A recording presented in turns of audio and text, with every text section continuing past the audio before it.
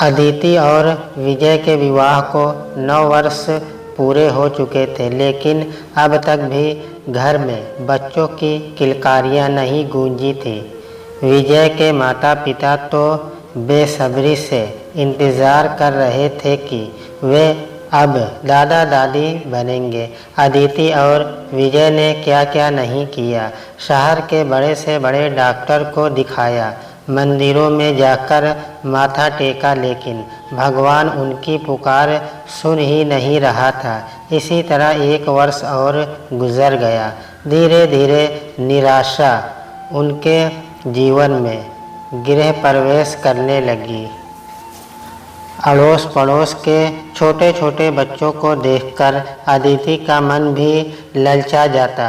कोई उसे भी माँ कहकर बुलाए, कोई उसकी गोदी में आकर लिपट जाए, वह भी अपने आंचल में लेकर किसी नन्हे को दूध पिलाए। अदिति उदास रहने लगी, जो विजय महसूस कर रहा था, और उसकी उदासी का कारण भी वह जानता ही था। विजय सोच रहा था कि अदिति को संभालना होगा। अदिति अभी भी उसे बच्चों की खुशी नहीं मिली तो वह मानसिक तौर से बीमार हो जाएगी। रात भर विजय सो न पाया, यह सोचते हुए कि क्या करूं। वह तो अपना दुख सहन कर लेता था, लेकिन अदिति नहीं कर पा रही थी। तभी लेटे लेटे विजय के मन में विचार आया, क्यों न वे लोग किसी बच्चे को गोद ले ले। अदिति से पूछने से पहले वह उठकर अपने पापा मम्मी के कमरे में गया और आवाज़ लगाई, माँ उठो ना।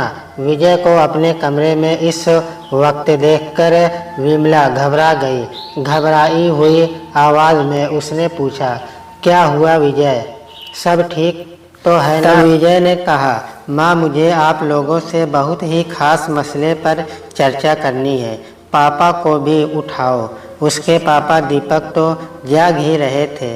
यह सुनते ही वह उठकर बैठ गए और उन्होंने कहा, बोलो विजय, क्या बात करना चाहते हो? अदिति अभी सो रही है, मैं उसकी गैर हाजिरी में यह बात करना चाहता हूँ। हाँ बोलो विजय।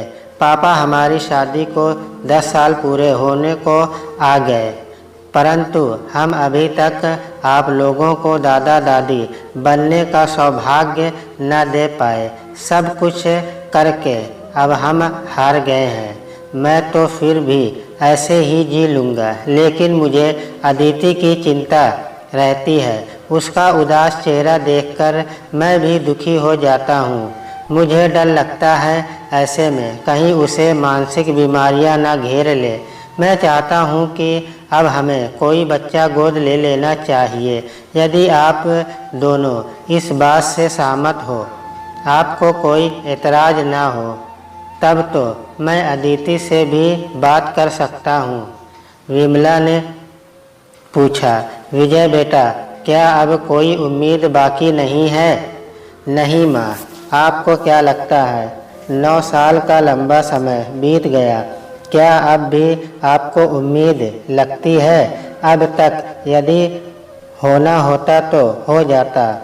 अब और ज़्यादा समय तक रास्ता देखना मुझे ठीक नहीं लगता। दीपक ने कहा, मुझे तो इसमें कोई एतराज़ नहीं है, बल्कि अच्छा ही है। वैसे भी हमारे देश में कितने ऐसे बच्चे हैं जो बेचारे अनाथ आश्रम में रहते हैं, जिनके माँ बाप या तो उन्हें छोड़ देते हैं या बेचारे खुद ही दुनिया छोड़ जाते हैं। ऐसे बच्चे में से यदि किसी एक को भी हमारा सहारा साथ मिलता है तो हमारे लिए यह बहुत ही खुशी की बात है। क्या कहती हो विमला? ऐसे तो मुझे भी कोई एतराज़ नहीं है। मैं तो सिर्फ ये पूछ रही थी कि क्या अब कोई उम्मीद की गुंजाइश नहीं? विमला, चलो माना, यदि हमारे घर भगवान बच्चा दे भी देते हैं तो भी क्या हुआ, हमारे 2 बच्चे हो जाएंगे। अब जब मन में आ ही गया है तो इस काम में हमें देरी नहीं करनी चाहिए। अपने माता पिता की सहमति मिलते ही विजय ने कहा, तो ठीक है, मैं कल ही अदिति से भी बात कर लेता हूँ। और विमला ने बीच में ही टोकते हुए कहा, क्या अदिति मान जाएगी? हाँ माँ, लगता तो है, सुबह पता चल जाएगा। चलो अब मैं जाता हूँ, आप लोग भी सो जाइए, रात काफ़ी हो चुकी है। विमला अदिति से बहुत प्यार करती थी। बच्चे के न होने की बात पर कभी भी विमला ने उसे एक भी अशब्द नहीं कहा। वह समझती थी कि इसमें हमारे दोनों बच्चों की कोई गलती नहीं है, यह सब भाग का खेल है। वह हर काम में भी अदिति को मदद करती थी। दूसरे दिन रविवार था। अदिति ने सुबह सबके लिए नाश्ता तैयार किया। वह सब खाने के लिए डाइनिंग टेबल पर बैठे थे। तब विजय ने कहा, अदिति, हम लोग तुमसे कुछ बात करना चाहते हैं। हाँ बोलो ना विजय, क्या बात है? अदिति घबरा गई और उसकी आंखें विजय की आंखों को इस तरह देखने लगी मानो वह कह रही हो, प्लीज़ कुछ ऐसा मत कह देना जिसे वह सहन न कर पाए। अगले ही पल उसने सोचा, तीनों बात करना चाहते थे, कहीं बच्चे को लेकर या विजय का दूसरा विवाह। कुछ ही पलों में कितना कुछ सोच लिया था अदिति के दिमाग ने। नहीं नहीं, यहाँ तो सभी मुझे कितना प्यार करते हैं। तभी विजय ने कहा, अदिति कहाँ खो गई? अदिति चौंक गई। नहीं कुछ नहीं, तुम क्या कह रहे थे? अदिति, क्या हम अनाथ आश्रम से बच्चा गोद ले लें? अदिति ने खुश होकर मुस्कुराते हुए कहा, विजय, मैं तो कब से इस इच्छा को अपने मन में दबाए हुए बैठी हूँ, लेकिन कभी कहा नहीं, यह सोचकर कि पापा और माँ को कैसा लगेगा। विमला ने कहा, अदिति बेटा, यह तो बहुत ही अच्छा निर्णय है। हम दोनों तैयार हैं। रात को हमने आपस में बात की थी, लेकिन इस पर आखिरी मुहर तो तुम्हें ही लगानी है। बेटा, तुम यदि इसे ठीक समझती हो और यदि तुम यह कर सकती हो तो हम आगे बढ़ सकते हैं। हाँ, मैं क्यों नहीं कर सकती माँ। बेटा, यह एक कठिन तपस्या है। उसके बाद यदि तुम्हारी गोद भी भर गई तो उस बच्चे के साथ कभी भी अन्याय नहीं होना चाहिए। हाँ माँ, मैं उसे बहुत प्यार दूंगी, उसी तरह जैसे मानो मैंने ही उसे जन्म दिया हो। बस बेटा, हम सब तुम्हारे मुंह से यही सुनना चाहते थे। अदिति की प्यासी आँखों में आंसू छलक आए। उसे देखकर सभी भावुक हो गए। अदिति ने अपने आंसू पोंछते हुए सभी को चाय देने के लिए केतली हाथ में उठाई। उस समय अदिति के हाथ काँप रहे थे। उसके हाथ से केतली लेते हुए विमला ने कहा, लाओ बेटा, मैं देती हूँ। चाय की चुस्कियाँ लेते हुए अब उसके बीच यह सलाह मशवरा चल रहा था कि लड़का गोद ले या लड़की। अदिति ने कहा, मुझे तो कुछ भी चलेगा, बेटा हो या बेटी, बस मेरी गोदी सूनी न रहे। विजय ने कहा, मैं बेटे बेटी में कोई फ़र्क नहीं समझता, फिर भी मेरी इच्छा है कि हम बेटा लेकर आए। टेबल से सामान उठाते हुए विमला ने पूछा, क्यों बेटा ही क्यों चाहिए? चाय की आखिरी चुस्की लेते हुए विजय ने कहा, माँ, मैं ऐसा इसलिए कह रहा हूँ क्योंकि बेटी की शादी कैसे परिवार में होती है, कैसा जीवन साथी मिलता है, बहुत ही चिंता का विषय होता है। आज भी दहेज के लिए लोग मुंह फाड़े खड़े ही रहते हैं। मॉडर्न हो गए हैं सारे, पर दहेज प्रथा का साथ न छोड़ पाए। यदि ऐसा कुछ घट जाता है तो फिर उस बच्ची का जीवन संकटों के बीच घिर जाता है। वह बच्ची फिर कभी पहले जैसी खुश नहीं रह पाती। यह सुनते ही अदिति घबरा गई और उसके हाथ से चाय टेबल पर छलक गई। मेज पर गिरी चाय को साफ करते हुए उसने कहा, नहीं बाबा, मुझे भी डर लगता है। हम तो बेटा ही लेंगे। इसी निर्णय पर सभी की मुहर लग गई कि बेटा लेकर आएंगे। दूसरे दिन सुबह नहा धोकर तैयार होकर अदिति और विजय अनाथ आश्रम पहुँच गए। वहाँ का पूरा मुआयना करने के बाद वह बहुत से बच्चे से मिले जो थोड़े बड़े हो चुके थे। अदिति ने विजय से कहा, विजय, मुझे ऐसा बच्चा चाहिए जिसे मैं अपनी गोदी में लिटा सकूं, बोतल से उसे दूध पिला सकूं। छोटे शिशु की तलाश में वह दोनों वहां से निकल गए। अपनी कार में बैठते हुए अदिति ने कहा, विजय, मैंने गूगल पर सर्च किया है। कुछ ही दूरी पर एक दूसरा अनाथ आश्रम है जिसका नाम वारिस है। चलो ना, वहाँ चलते हैं। ठीक है, वहाँ भी चलकर देख लेते हैं।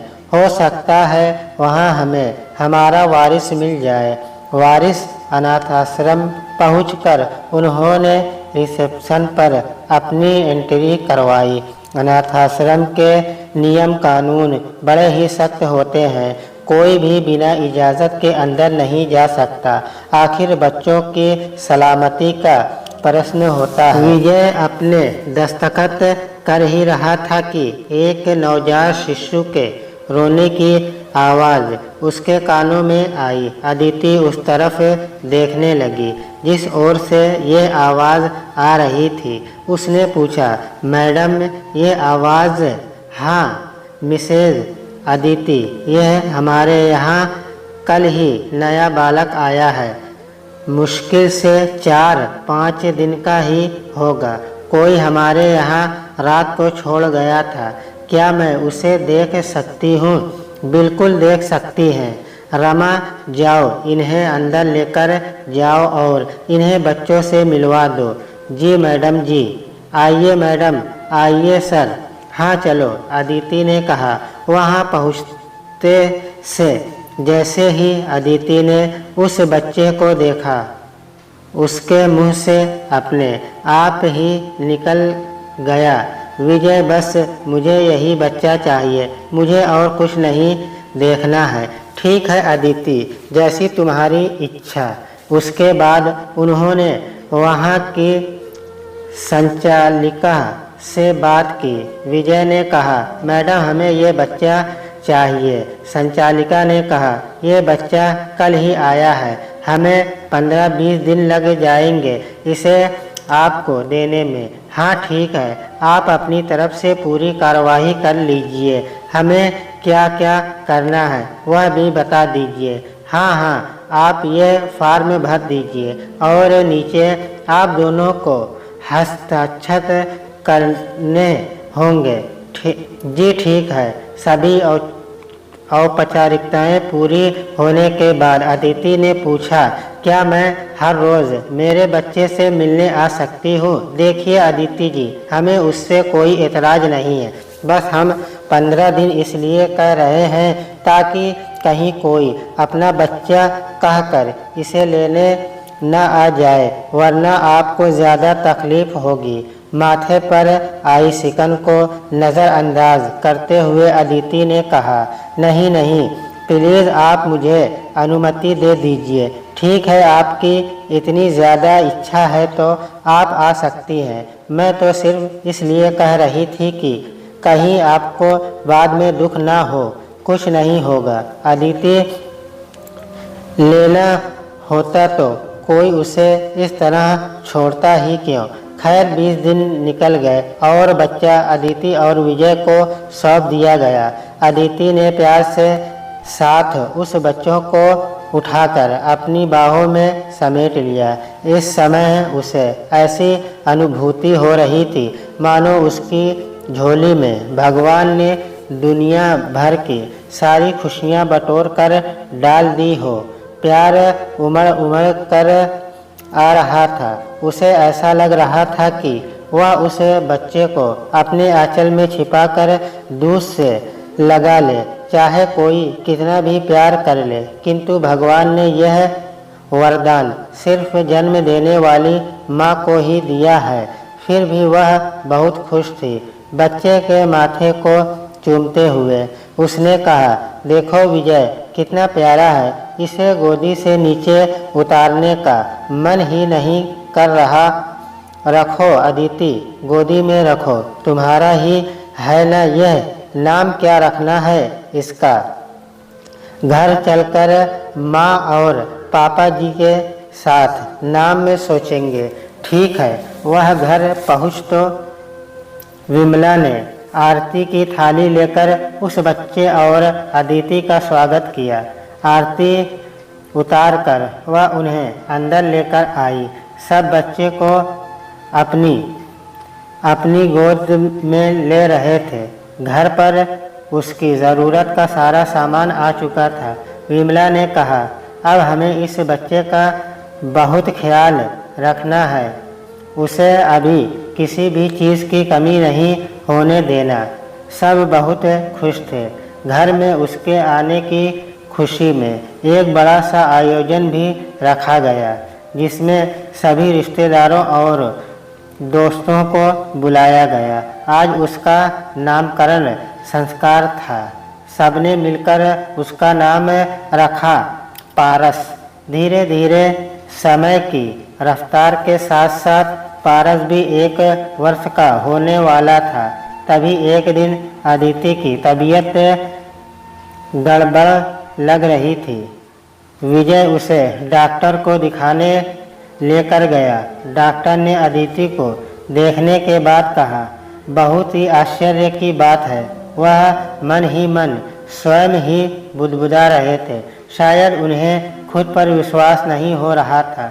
उन्होंने बाजू के केबिन से अपनी पत्नी डॉक्टर अर्चना, जो कि गायनेक थी, उन्हें बुलाया और धीरे धीरे उनसे कुछ कहने लगे। डॉक्टर अर्चना ने तुरंत ही अदिति को चेक किया। दरअसल वह विजय के फैमिली डॉक्टर थे।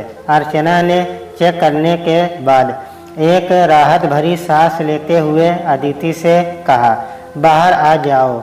उसके बाद फिर डॉक्टर अर्चना ने अपने हाथ साबुन से धोते हुए कहा, आप दोनों के लिए एक बहुत ही बड़ी खुश खबर है।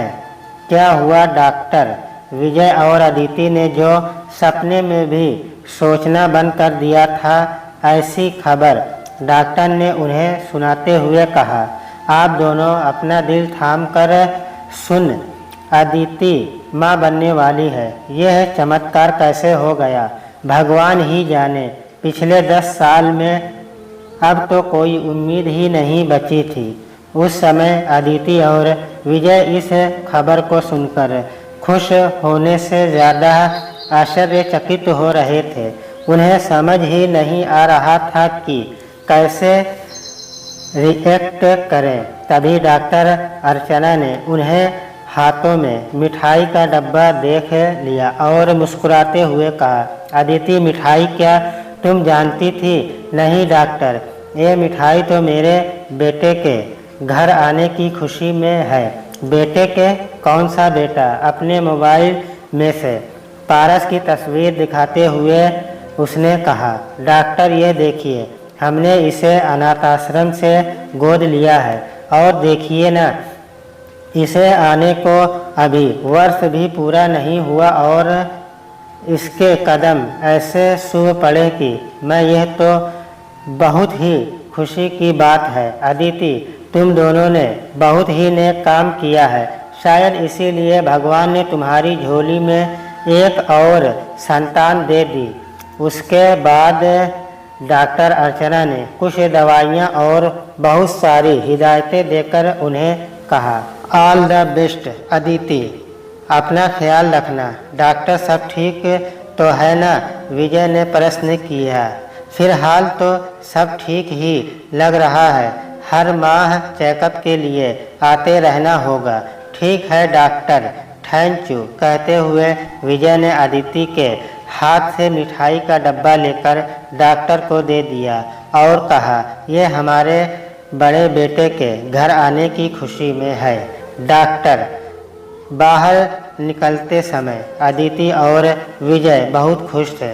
उन्होंने एक दूसरे को देखा पर बोल कुछ भी ना पाए। घर जाकर उन्होंने अपनी माँ और पापा जी को यह गुड न्यूज सुनाई। यह ऐसी खबर थी जिस पर एकदम से यकीन करना मुश्किल था। विमला ने अचरज भरी नज़रों से कहा, क्या तुम सच कह रही हो? हाँ माँ, बिल्कुल सच है। सभी की खुशियों का ठिकाना ना रहा। पारस को चूमते हुए विमला ने कहा, कितना किस्मत वाला है तू, मुझे अकेला ना रहना पड़े। इसका इंतजाम आते से ही कर दिया।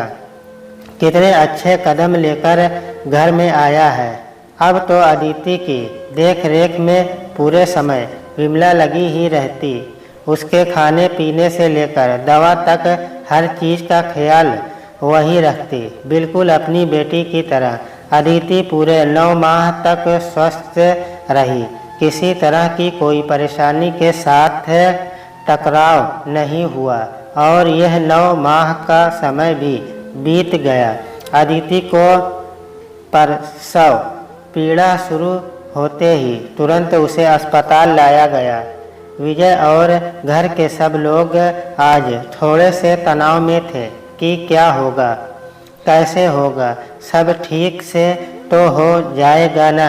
इसी तरह के कई सवालों से घिरे इंतज़ार कर रहे थे कि कब डॉक्टर आकर उन्हें अच्छी खबर सुनाएंगी। लगभग 7 घंटे के लंबे अंतराल के बाद डॉक्टर आई और कहा, बधाई हो, बेटी आई है। यह खबर सुन के कानों को उस सुख का आरंभ करा गई जिसकी उन्होंने आशा ही छोड़ दी थी। सब कुछ सामान्य था, इसीलिए जल्दी ही उन्हें अस्पताल से छुट्टी मिल गई। विमला ने बच्ची को गोद में उठाकर चूमते हुए कहा, क्यों ना इसका नाम हम पवित्रा रख दें। पारस और पवित्रा दोनों भाई बहन की जोड़ी बहुत अच्छी रहेगी। पवित्रा नाम सुनते ही अदिति ने कहा, अरे वाह माँ, आपने एक बार में ही इतना प्यारा नाम बता दिया कि अब और सोचने की ज़रूरत ही नहीं है। 1 वर्ष के अंदर 2 बालक, एक बेटा और एक बेटी को पाकर विजय का परिवार पूरा हो गया। वे सब दोनों बच्चों को बिल्कुल एक जैसा प्यार दे रहे थे, एक जैसे संस्कार दे रहे थे। धीरे धीरे समय आगे चलता गया, बच्चे बड़े होते गए। दोनों भाई बहन में बहुत ज़्यादा बनती थी। एक दूसरे के बिना वे रहते ही नहीं थे।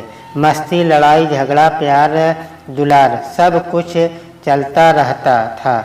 पवित्रा को पारस हमेशा छोटी कहकर ही बुलाता था। स्कूल की पढ़ाई पूरी करने के बाद कॉलेज पारस और पवित्रा में केवल एक ही क्लास का अंतर तो था।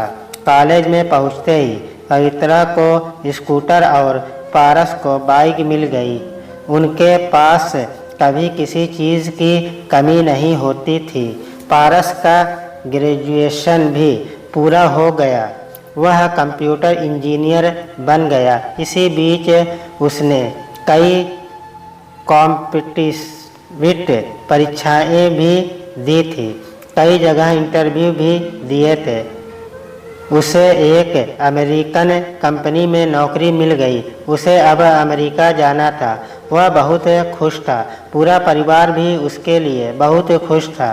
बस यदि दुखी थी तो छोटी। वह पारस को अपने से दूर जाते देखकर अपने अकेलेपन से घबरा रही थी। वह पारस को बहुत चाहती थी। हमेशा दोनों साथ साथ ही तो रहते थे। एक दिन उसने कहा, पारस भैया, अब तुम हमेशा हमेशा के लिए हमसे दूर चले जाओगे। वहाँ जाकर फिर कोई हमेशा के लिए वापस नहीं आता। बस 2-4 दिन या 2-4 हफ्ते के लिए ही तुम भी जाओगे। मैं तुम्हारे भविष्य और सफलता के लिए बहुत खुश हूँ, लेकिन इस दूरी के कारण बहुत दुखी हूँ। अरे पगली, वहाँ सेटल होने के बाद तुम्हें और माँ पापा जी को भी वहाँ बुला लूँगा। माँ पापा जी वहाँ आकर क्या करेंगे? वे तो अपनी मिट्टी छोड़कर कभी नहीं जाएंगे। हाँ, घूमने ज़रूर आ जाएंगे, पर हमेशा रहने के लिए कभी तैयार नहीं होंगे। हाँ, तू ठीक कह रही है, पर इतना अच्छा अवसर मिला है तो जाना तो चाहिए ना। हाँ बिल्कुल, ये बात तो सही है। सभी को कहा ऐसे शुभ अवसर मिलते हैं। पारस की जाने की तैयारियां जोर शोर से चल रही थी। विजय, अदिति और छोटी सब उसे मदद कर रहे थे। रात काफ़ी हो गई थी। अब पारस के अलावा सभी सो चुके थे। पारस अपने कुछ सर्टिफिकेट ढूंढ रहा था, तभी वह उस कमरे में गया जहां वह यदा कदा ही जाता था। यहाँ विजय की अलमारी में केवल उसकी ही फाइलें रहती थी। पारस ने सोचा शायद पापा जी ने उसके सर्टिफिकेट वहाँ रख दिए होंगे। ऐसा सोचकर उसने वह अलमारी खोली और ढूंढने लगा। तब उसे एक फाइल मिली जिसमें से उसे वह कागजात मिल गए जिसमें उसे अनाथालय से गोद लिया गया था। उन्हें देखकर वह हैरान रह गया। उसे अपनी आंखों पर विश्वास ही नहीं हो रहा था। न जाने कितनी बार उसने उस कागज को उलट पुलट करके देखा, कितनी बार पढ़ा। उसे ऐसा लग रहा था मानो उलट पलट कर देखने से वह कागज बदल जाएंगे, किंतु यह वह सच्चाई थी जो कभी मिट नहीं सकती थी। उसके बाद नम आँखों के साथ पारस ने उन्हें वैसे के वैसे ही वापस रख दिया। अपने कमरे में वापस आकर पारस चुपचाप बिस्तर पर लेट गया। जब से उसने होश संभाला तब से लेकर अब तक के न जाने कितने ही पल उसकी आँखों में दृष्टि गोचर हो रहे थे। इतना प्यार, इतना दुलार, बिल्कुल छोटी की तरह। माँ पापा जी ने कभी छोटी और उसमें अंतर किया ही नहीं। वह सोच रहा था यदि वह यहाँ से बाहर निकल गया तो माँ पापा जी अकेले हो जाएंगे। छोटी तो आज है, कल ससुराल चली जाएगी, उसके बाद उसका क्या होगा? तभी घर के बाहर के दरवाजे को जोर जोर से खटखटाने की आवाज़ आने लगी। पारस जाग रहा था। वह तुरंत ही उठकर गया और दरवाज़ा खोला। सामने उषा आंटी घबराई हुई खड़ी थी। पारस को देखते ही वह बोली, बेटा तुम्हारे अंकल को हार्ट अटैक आया है, घर पर और कोई तो है नहीं, तुम जल्दी चलो प्लीज़। अरे हाँ आंटी, आप चिंता मत करो, कहते हुए पारस ने विजय और अदिति को आवाज़ लगाई। माँ पापा जल्दी उठो, राकेश अंकल को हार्ट अटैक आया है। वे दोनों भी उठ गए और वे उषा के साथ उनके घर पहुँचे।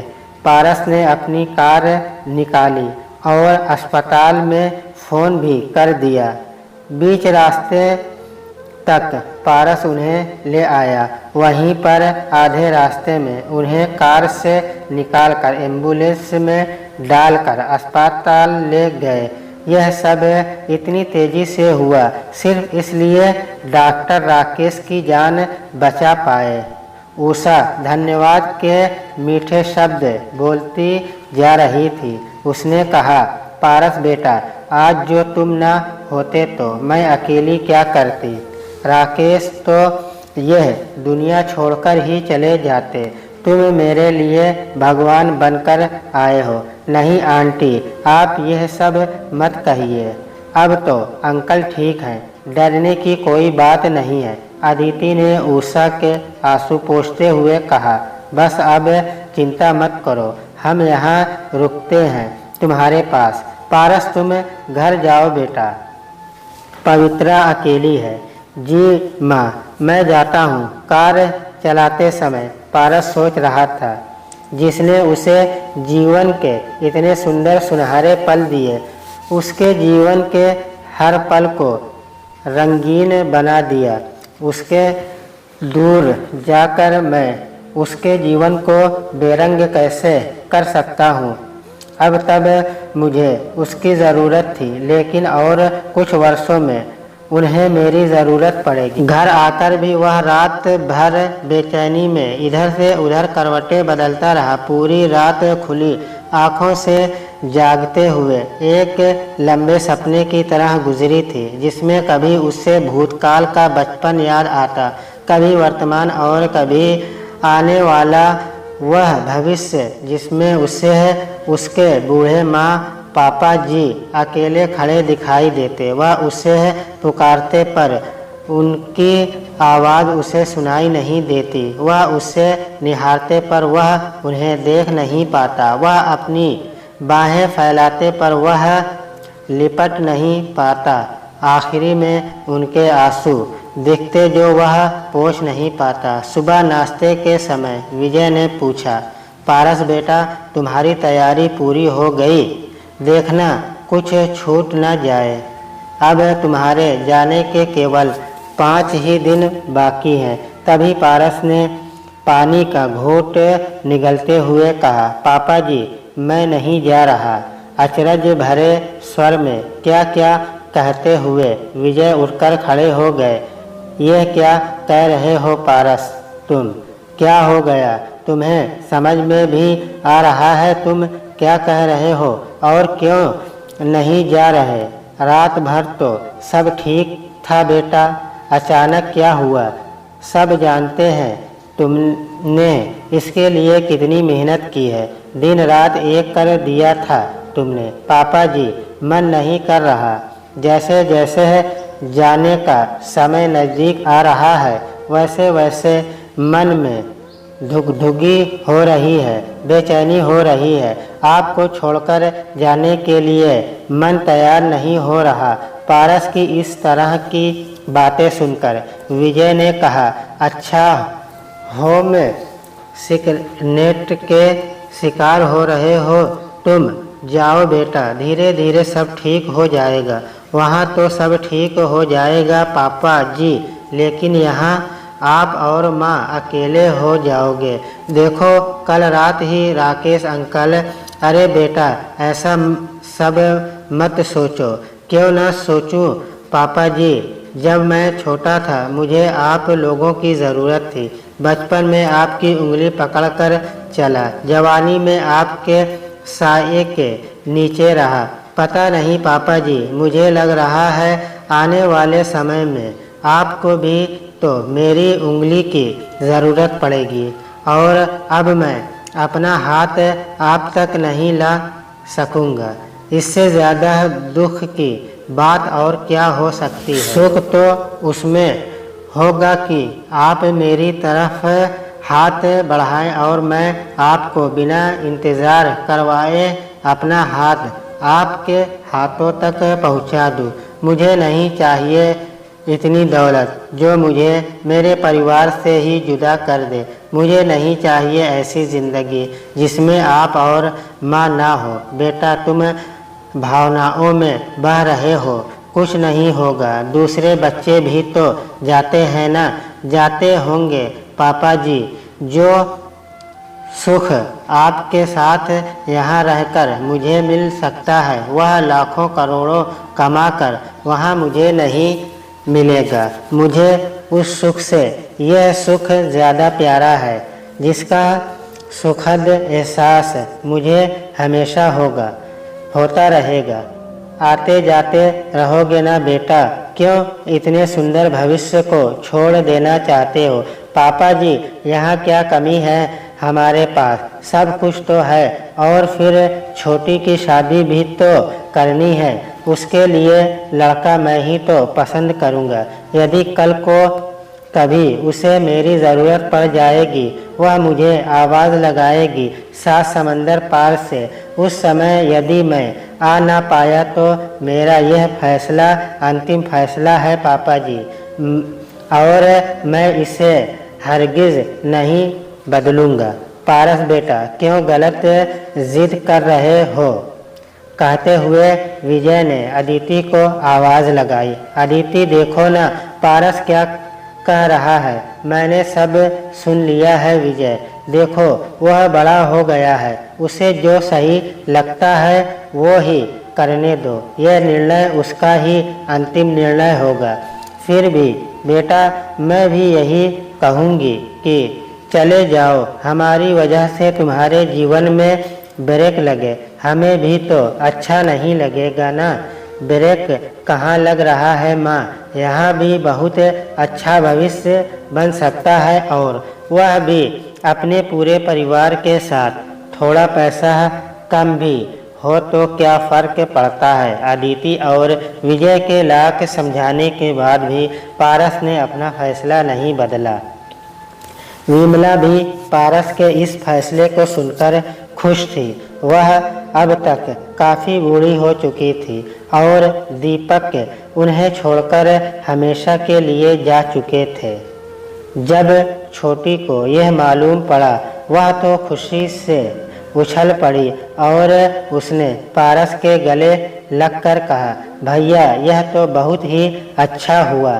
तुम्हारे बिना अकेले रहना मैं बहुत दुखी थी।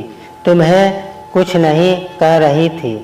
अब जब यह पता चला कि तुम भी नहीं जाना चाहते, तभी मैंने अपनी यह बात तुम्हें बताई। अब हम सदा यहीं साथ साथ रहेंगे। अरे पगली, तू तो शादी करके भाग जाएगी मुझे छोड़कर। नहीं, मैं ऐसे लड़के के साथ शादी करूंगी जो इसी शहर में रहता हो। ठीक है, तो मैं इसी शहर में तेरे लिए तेरा हीरो ढूंढूंगा। रात में जब अदिति और विजय अपने कमरे में सोने के लिए गए, तब विजय ने कहा, अदिति, आज मुझे वह दिन याद आ रहा है जब छोटे से नन्हे पारस को हम घर ले आए थे और उसने तुम्हारी सूनी गोदी में लेटकर अपनी किलकारियों से उसे भर दिया था। तुम्हारे आंचल में हंसता खेलता छुपता छोटा सा हमारा पारस ऐसे कदम लेकर आया कि हमारा परिवार जो एक छोटी की कमी महसूस कर रहा था, वह इच्छा भी हमारी पूरी हो गई। हमारा परिवार उसके आने के बाद ही पूरा हुआ। अदिति ने कहा, तुम सच कह रहे हो विजय। पारस हमारी जान है और हम पारस की जान। सच कहूँ तो उसके जाने की तैयारियाँ करते वक्त भी मन के भीतर एक चुभन सी हो रही थी, बेचैनी हो रही थी, एक दर्द दिल में हो रहा था। ऐसा महसूस हो रहा था हम अकेले हो जाएंगे। यह बात सता भी रही थी कि पवित्रा की शादी हो जाएगी तो वह तो ससुराल चली जाएगी। कई तरह के ऐसे ख्याल, ऐसे विचार मन मस्तिष्क में हलचल मचा रहे थे। एक बार बच्चे विदेश के मोह में पड़ जाते हैं तो फिर वापस नहीं आते, वह वहीं के हो जाते हैं। यदा कदा ही आना होता है। पारस ने यह फैसला क्यों लिया यह तो मैं नहीं जानता, पर इतना ज़रूर जानता हूँ कि हमारा खुद का खून भी अगर होता न तो वह भी ऐसा सुनहरा अवसर हाथ से नहीं जाने देता। लोगों के बच्चे चले ही जाते हैं ना, 2-2, 3-3 साल तक वापस नहीं आते। बूढ़े माँ बाप रास्ता देखते देखते थक जाते हैं, आँखें टकटकी लगाकर निहारती रहती है। मन में हर पल ही इंतज़ार होता है, एक ऐसा इंतज़ार जो कभी कभी तो ख़त्म भी नहीं होता और जीवन ख़त्म हो जाता है, जीवन सुनसान हो जाता है।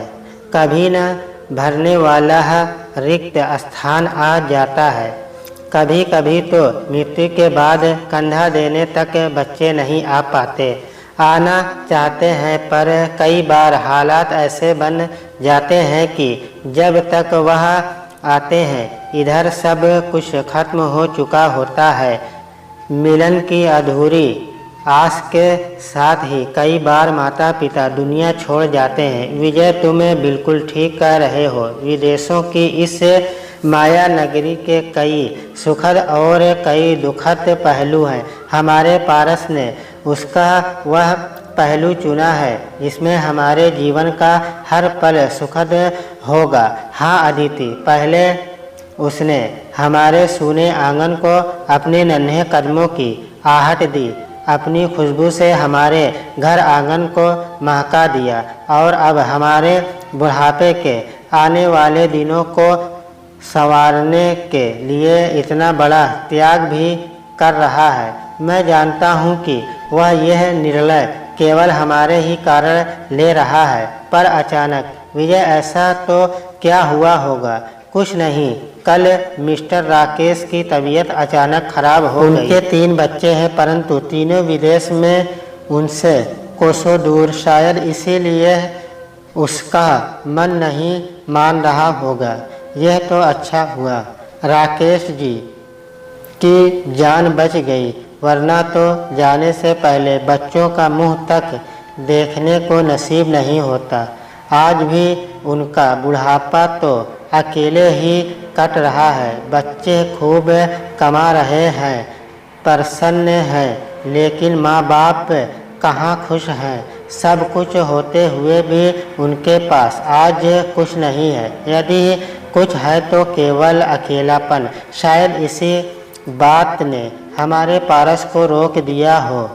अब तो मुझे भी ऐसा लग रहा है कि हमारे देश में भी क्या कमी है। यदि मेहनत करो तो सब कुछ हासिल हो सकता है। विजय, सच पूछो तो पारस के जाने के बाद हमारा घर भी सूना हो जाता और फिर पहले जैसी रौनक घर में कभी नहीं आती। चलो, इससे ज़्यादा खुशी की बात और क्या हो सकती है कि अब जीवन भर हम साथ रहेंगे।